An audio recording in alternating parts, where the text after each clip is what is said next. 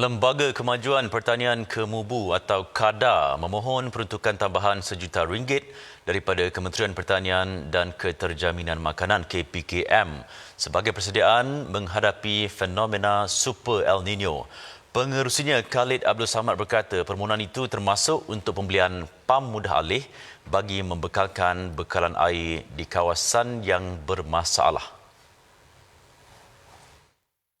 Sebenarnya bekalan air untuk kita secara amnya memang ada bagi negeri Kelantan ya, dari segi sumber air daripada Sungai Kelantan itu jumlahnya memang mencukupi, hanya dari segi kemampuan kita untuk memanfaatkan air yang ada dan untuk itu bajet yang tambahan telah pun kita mohon. Mungkin akan kita menggunakan untuk membeli pam-pam yang mudah alih, portable, untuk membantu di kawasan-kawasan yang paling susahlah. Beliau berkata demikian pada sidang media selepas merasmikan Majlis Anugerah Perkhidmatan Cemerlang APC dan Jasamu Dikenang di Kota Baru hari ini.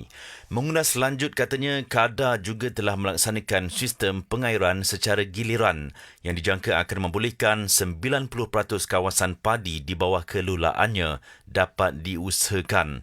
Setakat ini KADA mempunyai 88 pam booster dan 236 pam bergerak yang boleh dihantar ke kawasan sawah yang mengalami masalah kekurangan air. Rumah pam Kemubu 4 bernilai hampir RM20 juta yang mula beroperasi awal tahun ini turut menjadi antara persediaan penting KADA dalam menghadapi fenomena El Nino, khususnya ketika paras Sungai Kelantan menyusut. Keupayaan PAM beroperasi pada paras sungai serendah 1 meter membantu memastikan bekalan air dapat terus disalurkan ke kawasan tanaman padi di kawasan Kota Baru, Pasir Mas dan Bacok.